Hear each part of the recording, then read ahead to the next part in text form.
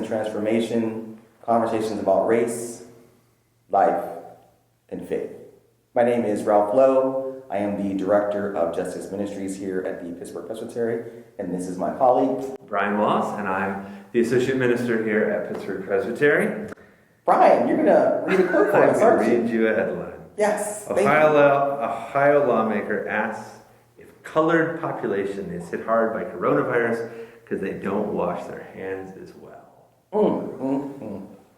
So, I'll be honest, when I read that headline, I wanted to throw my phone. Yeah. Simply put, to me, the notion of people of color being dirtier than any other is just appalling. But upon thinking a little bit further and having a great conversation with my friend here, Brian Wallace, it speaks to a greater ignorance that we may have, which is an unconscious bias. So that's what we want to talk about today. Yeah. So, Ralph, you often use the phrase good-hearted people. I do. And you usually use that phrase to refer to white, often suburbanites and rural types. What do you mean when you say good-hearted people? So I think a couple episodes ago we talked about this notion for white churches, all white congregations, most white congregations that have this sense, and even more than that, even families and people we know who are white, who feel like I'm a good person. I have a good heart. They are non-racist. They're right? non-racist. Non-racist. I don't raise my kids that way, so I have black friends. and I'm good. Right? So you have this sense of, I have a good heart. I'm not that person that says this racist term. I'm not that person that says has this racist sentiment. So I'm good. We've established, however, that that's not good enough. It's not enough. It's not, right? So when I say good-hearted, it is an opportunity for inaction, right? I'm good-hearted, so I feel like what I'm doing now is good enough because I'm good-hearted. I don't have that sentiment, right?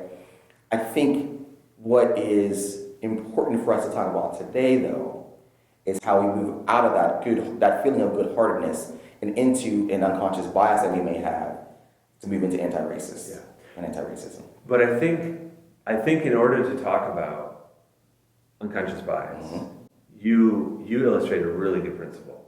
That is, you are assuming the best in people. So thank you for that, Brian. So yes, it is very hard to do this as a person of color. But I'm calling on everyone to do this, not just people of color. In the headline that Brian just read, I'm going to try to assume that this gentleman has an unconscious bias, that he's not a raging racist who actually feels like people of color are dirtier or less value. Or less value. That's right. Or less value. That's a great way to put it. Than others in this country, in this world. So in that assumption, I am going to assume he has an unconscious bias. And I think by doing that, I allow myself to enter into the realm of good-hearted people who have unconscious bias. I think one of the things that I would point out is so you talk about how it's hard for you to assume the best as a person of color. I think where I've seen this in white people is it's hard for us to assume the best about, and this is a whole different conversation, but I think it's important to name. You hear unarmed black men killed by police. And immediately you start reading the article going, where did they go wrong? Yeah. Right? So it's the opposite side of the same principle. It is. Absolutely. It's so easy to assume the worst about everybody. Yes. We easily could have spent 5 minutes pillaging this. We could have. And just been like, man, how stupid, how awful. And yet there's something about assuming the best in people. We didn't have to, by the way. I'm sure he got that from me. I'm sure he did. I'm sure he did. Right? But you're absolutely right. Yeah. That's a fantastic point. And for me, in that same scenario, I read the beginning headline of it, which says unarmed black man. Yeah. Okay, and my experiences with authorities dictates how I view that, my experience, my lens. So unconscious bias. Unconscious bias. So I would actually say that this is the type of racism that the majority of white people that I have met have. And but particularly, it's unconscious because they don't know it. Correct. It's assumptions that they have, that they've picked up for whatever reason that they don't even realize are not true. It's so true. Brian, I do want to ask you a question though. Why is that so harmful when it comes to racial unity? So I think part of the reason that it's so harmful, and I think almost, I want to be careful, almost more harmful than people who are just out and out, like Ku Klux Klan style racists, is that these are people who don't even realize it, right? Good-hearted. Good-hearted. So if you want to have an example, right? If you're walking through the mall, right, and you're walking along and you just don't see this little old lady, and you bump into her and you knock her over. You didn't mean it. Right. There wasn't intent, That's right? Whereas if you're engaged in like active conflict and you tackle someone to the ground, you feel way worse about what you inadvertently did. Sure. Right? Absolutely. Absolutely. Than you do about the things that you did consciously because of blind spots. And one of the things, and this applies to all human behavior, someone who spends way too much time on personality assessments and the Enneagram, one of the things we always talk about is shadow side or blind spot. Right? Like what don't you see? Yeah. Yeah. And I think it's really uncomfortable for everyone to encounter their blind spots. Yeah. Like when you come face to face with this like tendency of yours. But I think particularly because of race and the dynamics there, it makes it all the more, one, I think it makes people less willing to look because you don't want to be labeled racist. That's right. The big R word. You don't want to get canceled. That's right. Cancel culture. Cancel culture, right? We'll talk about and we will get to that. Yes. So, but I think that's the really sinister part of it is like most of this is the inadvertent racism that white people have just picked up. And I'll be honest, I think suburban living, right? Like I've talked about racism rooted in ignorance. Yeah. Yeah. Brian, I'm going to take a hard left here. Yeah. And I'm going to say out loud, Brian, you know what?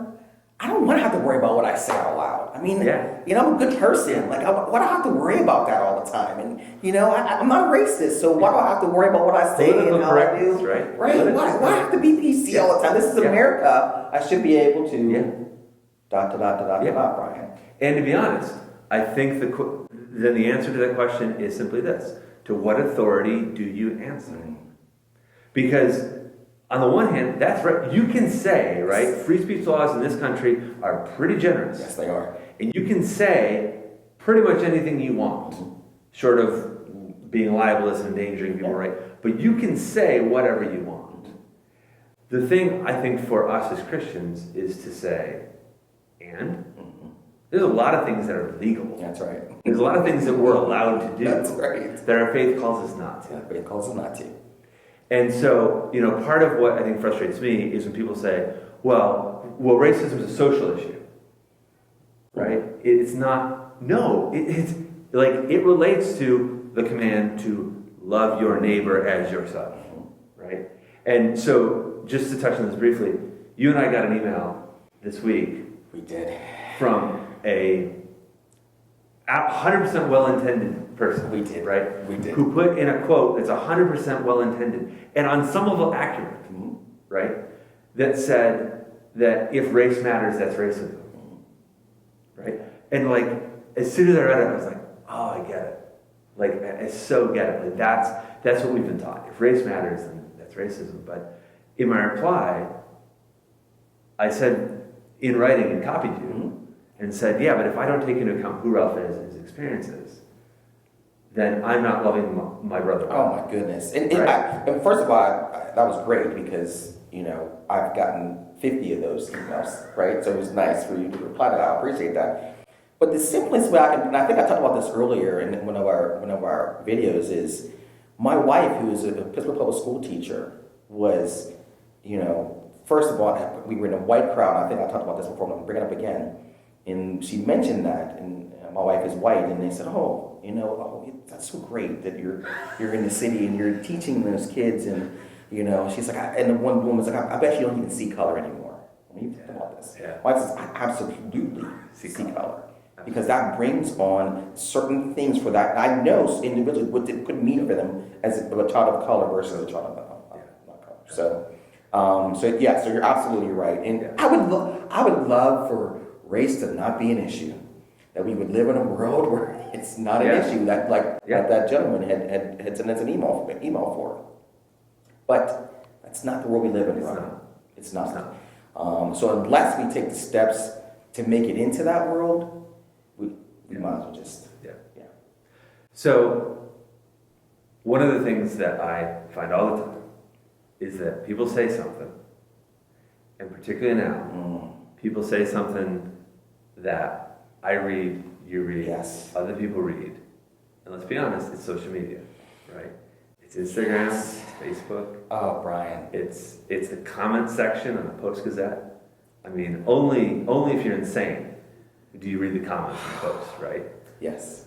So let's talk about that, because that's one of the things that I think, I know I struggle with. Is I see someone who posts something, and there's no out and out blatant racist, but that's a whole different category. But it's people who post stuff from ooh. Yeah.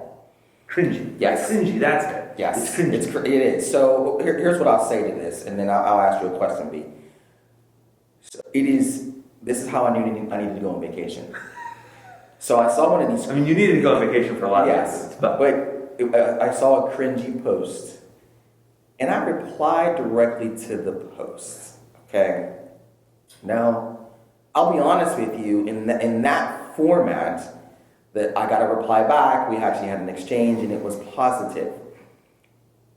But part of the name of what we're doing here is awareness and transformation. Yeah. That wasn't a transformative act that I did, Brian. Okay? So what I should have done, and that's what I'm going to ask you a question, was directly contacted that person if I wanted to reply or comment on their post. This is the world we live in, so we're not going to shy away from this conversation, right? Directly comments or talk to that person, and then have a conversation, a dialogue that offers, that's a more conducive environment for transformation than a post that you reply to, and now you're shaming that person. Yep. And listen, I get it. Sometimes I read them like, how could you even repost this? How could you even, right? But I think it speaks to this unconscious bias that we have when we think we're good-hearted and we're progressing the right message, we think, right? But we haven't had the exposure and the experience to know better, right? Well, I'd love to hear your thoughts on that. Yeah, so this is a relatively new thing for me, a new discipline that I'm still really developing. But what actually got me convicted of it was not anything related to race. But it was people who were posting anti-science stuff. And anti-science is just, you can post anti-science on your wall, but if you post anti-science on my post, you're getting it. No apologies. Just none. But also realizing, when you go public with your beef, you're doing a couple things. One, you're immediately putting people on the defensive. Because you've made it public, and you're I think this post is ridiculous. Yeah. And I'm not talking about the hey, we're expecting our third child post. You can hit and congratulations. Absolutely. And be done. Right. All right. But I think part of it is also when we look at Scripture, and we look at because so much of the Gospels is actually aimed at how do we do community well. Yeah. Right. So much of it is these were documents written to early Christians, basically saying, "Here's what Jesus taught us. And it's how we live, how we should progress." Right. And Matthew 18, I think, lays out a really good way, and it says, "Go to them one on one." How are you going to come to me if you have your brother or sister? Yeah. So much. I think for people who are watching, I've tried when I feel convicted that I need to respond to something. I have tried to message them and say, I saw you posted this. I have some questions, but mostly can you tell me why'd you post this? Right? What about it rang true for you? Because again, it's the openness, right? It's the openness. The challenge, I think, is that I am enough conflict avoidant one-to-one that I'll let them explain it and then not want to keep pushing, right? So that's my challenge. Yeah. Which is interesting for me, just to be completely transparent. Like, when people come at me with like bad science, I have no trouble pushing back. But race is still enough of a touchy subject for me that it's like, oh, is it worth it? So let's talk about that a little bit. Here's what I'll say to that. I mean, I'm just being like, I'm not saying that that's commendable. No, I It's just appreciate honest. that. No. It's easier for me to call somebody out for bad science than it is for implicit bias. Yes. And what I'll say to that, Brian, and I think you do this, at least you try to, I know you articulate that it's hard for you, but I think you do this, is you do it anyway. Like you and then if you don't know, you just simply say, I don't know. I don't know, yeah. Right? I think the message that we want to present here is that you have to take the step in order to do something. Yes. You know, ignoring it is not going to help. It's just not. You know, the example I'll give as far as Facebook and directly contacting someone. There's a wonderful family we've met. We go on vacation every year to Virginia Beach, and this wonderful white family. You know, they bring their grandkids, their kids. You know, it's 7 years we've been. You know, so we truly love each other, you know. The matriarch of the family posted something that was cringy, very cringy. And so I direct messaged her, and I just simply expressed my feelings on her post. And her reply right back was, I really didn't think about, when I re-shared this, I didn't read it enough. I didn't think about it enough. It just struck something in me and I reshared it. And Facebook makes it so easy for you to do that, right? So easy. So her reply to me was, you know what, I didn't do these 3 things. I'm going to revisit them and then can we talk again so I can really articulate how I really feel about these feelings. Yeah. I hope this doesn't damage our friendship. And of course I said our friendship was never in question because that's what love is. When you have a relationship with someone, if you cannot be able to come through that with some disagreement, then you don't have a relationship, right? So this just speaks to your points. But I think the most important point here is to take that next step and just have a conversation. Listen, that post is really, where do you get this information? Why do you feel this way? I think you articulated this already. And then move forward from that. 'Cause that's the only way we're going to move into this anti-racist format. Yeah, I mean, because when it comes to implicit bias, it literally is simply things you don't know. Yeah. Right? It's simply things that you assume. Yeah. So it is the good person's racism. Yeah. Right? It is. Like it is the classic thing that moves you from being a non-racist into anti-racist is when you're willing to learn things and assumptions that you've held to be true are just plain false. That's right. That's right. I was just talking to someone yesterday. You know, I get a lot of good-hearted individuals sending me videos dispelling systemic racism, dispelling the original sin of America. And I used to get so angry and just want to, Brian, if I'm going to be honest, I used to just fly out the handle and just yell and scream like, educate yourself. Yeah. But now I just simply say, thank you for sending this to me. I will share some other viewpoints and some other relevant information that disputes the information that was sent to me. Once you've read, listened to, let's have another conversation. You know, Brian, it is very hard to do that. So if it's hard for me, I know it can be hard for individuals. But like you said earlier, like you articulated earlier, as Christians, this is exactly what we're called to do. Absolutely. Like there is no way to live into the commandment to love God and to love others if you're not willing to deal with hard, very pressing realities. That's absolutely true. And for so many of our people, I think for them, they're like, yeah, but I don't know any black people. There's no black people who live in my community. There are black people that live in Allegheny County. There are black people that live in the Commonwealth of Pennsylvania. There are black people that live in the United States. And if we talk about being one America and like 4th of July and we're one nation, if we believe that stuff, then they are your neighbors, whether you know it or not.